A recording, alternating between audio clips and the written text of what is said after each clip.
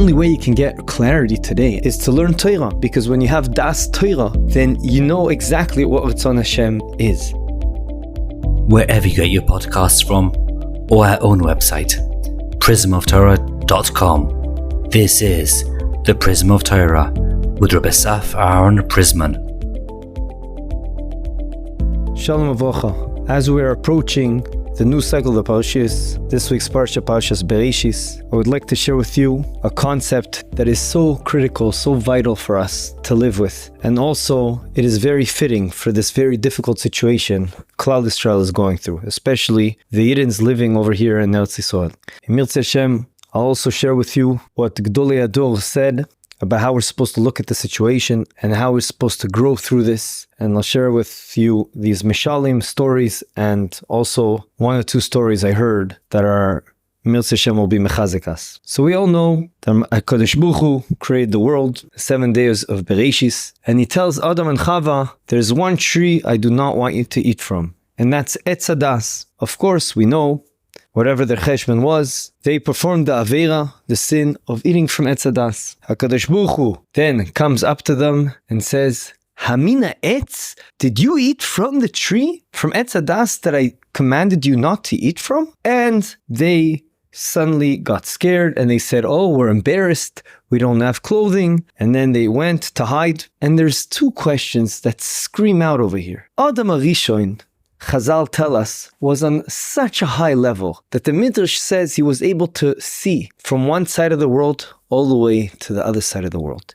And you want to tell me, and this is before he ate from Etz Hadas, and you want to tell me that he was not able to realize that he was not clothed? His own surroundings he didn't realize? If you look at Rashi, it sounds like he's alluding to this and he somehow connects it to the idea of Yetzer Hara. And we'll try to, Mirz Hashem, explain that idea on a deeper level. The other basic question is, so as we mentioned, HaKadosh Baruch Hu asked Odom and Chava, Hamina etz, did you eat from the tree I command you not to eat from? And the Torah says, in the Gemara in Chulin, Daf Kuf Lamed Tes, Chazal tell us that in these words, Hamina etz, Hey Mem Nun Hamin Ha'etz, also with the same letters, different pronunciation, it comes out the word Haman.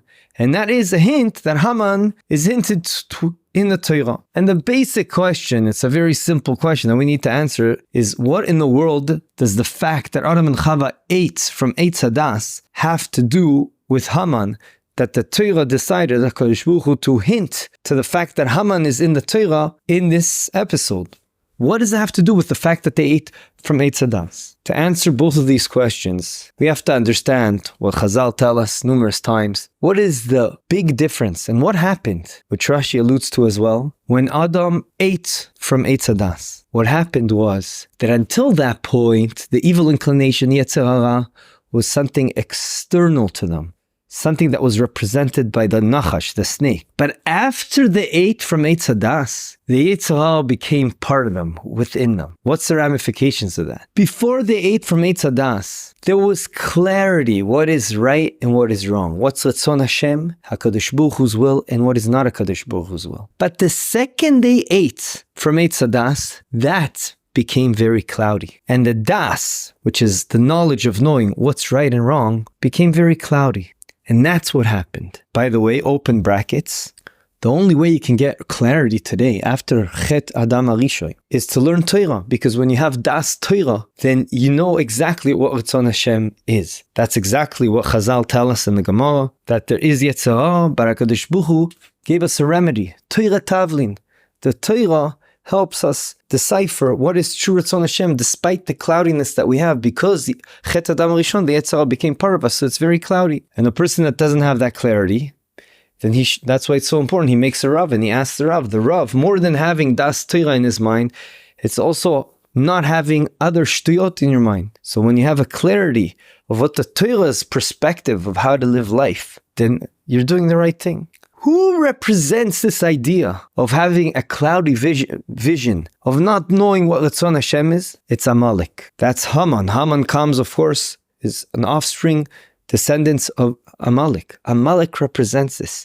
They work all the time to make everything cloudy and not allow us to have clarity what is Ratzon Hashem. Ad kedei kach that your truth be told, most times a person does a sin, it's not because he's outright chas v'shalom being rebelling against the Kadosh Baruch Hu, but it's really has his vision blurred and he's not sure and he thinks maybe taka what I'm doing is Ratzon Hashem. And that is what Amalek is trying to do. He's trying to tell us, don't have fear of Hashem. No iras Elokim. They came all the way from so far to fight with Bnei Yisrael, even though they knew in a sense they're committing suicide, they're going to die. It doesn't matter. The fact that we came and we were able to fight Klal Yisrael, that's going to make everyone less observant, less fearful of a Kadosh Baruch Hu. Ad kedei kach that we know Chazal bring the famous mashal of a person that goes into a steaming bath and he knows he's going to get hurt and damage his skin and get burnt, but it doesn't matter. His main purpose of life is to cool down that water. So too Amalek, all he tried to do is cool down the hot water, which represents Yiras Hashem, the awe of HaKadosh Baruch Hu, the fear of HaKadosh Baruch Hu, the positive fear of HaKadosh Baruch Hu. And that's why it's very fitting that the whole idea of Haman is hinted in these words, Hamina Etz. Did you eat from the tree which caused Etz Hadas to be part of you and blurred your vision of what's right and wrong and what's Ratzon Hashem? And that is exactly what Amalek is trying to do. Ad kedei kach, it's so extreme that Chazal tell us that HaKadosh Baruch Hu's name and glory will only be back and rectified 100% to the way it was once Mashiach comes and all of the offspring of Amalek will be getting rid of, will be taken out. We said that Yetzer Hara, after Odom and Chava ate from the Etz Hadas, the Etz Hara became part of them. Now listen to this more dekevot that I heard b'shem my dear friend Rav Lewin Shlita, who showed me, it's a vote by Rav Sorotsky in Zatzal that says the following idea. Harei, the question begged itself, what do you mean? Odom Rishon, who can see from one side of the world to the other, can't realize his own surroundings, that he doesn't have clothing? What happened? As Rashi says, he had so much knowledge. He was able to, Beruach HaKodesh, know what the appropriate name is for every animal. And he didn't know his own clothes, that he needs clothing? The answer is Moridik. It's beautiful. The answer he brings down and he says, when there was clarity in the world before he ate from Etz Hadas, it was clear to him that who are you? You are the neshama. The neshama. That's who you are. The body, that's just a clothing for the neshama. But once Yetzer Hara became part of us, and that is what our part of our body is, because we have taivas and it draws us to do physical things and whatever taivas we have. So now, who are you? Well, you're a combination.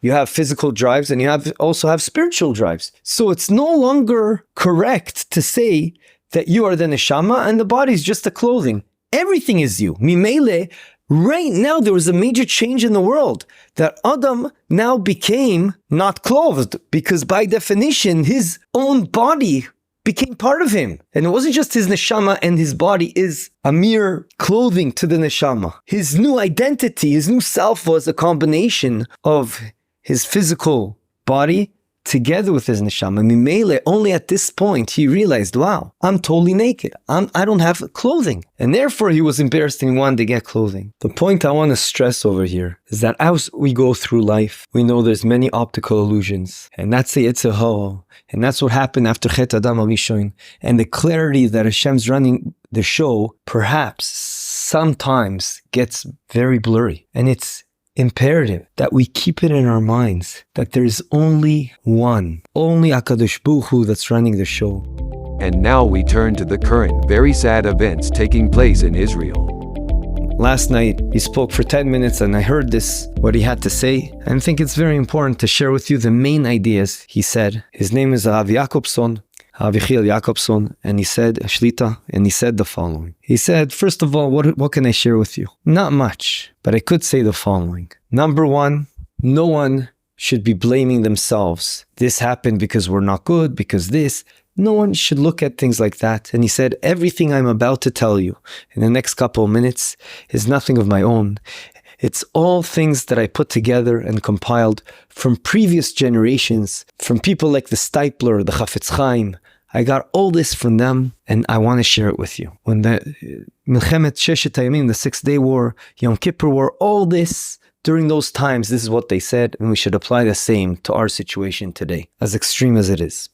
So first of all, he said, don't blame yourself. Second of all, he says, it's not even true that you should associate it, that it happened because of this, it happened because of that. Hashem's angry at us. Chas v'shalom, he said the stipler was very, very extreme and upset at people that spoke like that. He said, the way to look at things, that's what happened. And it needed to happen. And we don't know why, but we trust HaKadosh Baruch Hu that it's part of a bigger plan. So aside from working on this idea of bitachon b'Hashem, what did the Gdolim say in previous generations to take upon yourself? And he said it was all the Gdolim, also the Admorim and the Chassidische Welt, and also in the Litaim, everywhere. And he said, first of all, what helps you come to the realization that HaKadosh Baruch Hu is running the world is to do what we know, the Mea Brachos a day. It keeps you on your toes to realize Hashem is running the world. And he says, all they told me is to take one bracha a day, preferably in the morning as you wake up, and have proper kavana. So he gave an example. What's proper kavana? So let's say you say one of Birkos HaShachar, Baruch Ato Hashem Elokeinu Melech HaOlam, which means I know HaKadosh Baruch Hu, you, the master of all the world, Melech HaOlam, and you always have to think of that idea in the context of what you're about to say, which is, let's say, Pokeach Ivrim. You're opening my eyes and letting me have sight. So you should think, Lulei this, if you didn't give me this, I would totally be blind. And it's only thanks to you, Hashem, that I can see. That is the type of thinking a person should have during every bracha, and you can apply it to every bracha.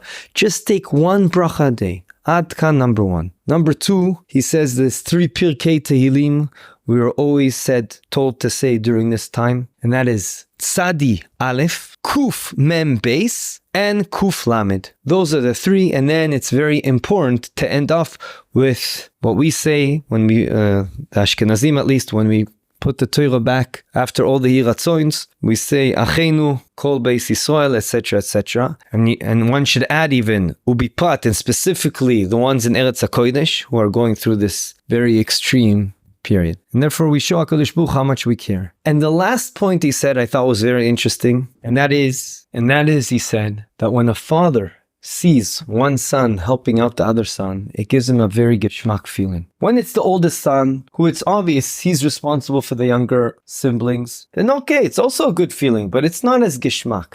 When is it extreme geschmack? When you have a regular son, not the oldest, taking care of another brother. Because over there, it's not really his responsibility, but he's going the whole 9 yards to help his brother. So too, he said this vote by the Chafetz Chaim, a person that gives a bracha to another yid with a full heart, that is giving HaKadosh Baruch Hu the best feeling. Look, my sons, look how they take care of one another. And therefore he said, it's very important that every day you go to someone you actually care for with a full heart and give him a bracha. It doesn't matter who it is, a neighbor or someone out there that you know. And he said that the Chafetz Chaim says the vote is like this. It says, Al tieh birkat hediot kala beinecha, which literally means you shouldn't not recognize a blessing, even from a very simple yid. It has a lot of otzma, a lot of powers. And it can have a major effect. So usually the way we look at it is, if someone simple yid gave us a bracha, not a big rav, not a big admo, then we're like, we should take it seriously because it could have a good positive effect on us. He says it's more than that.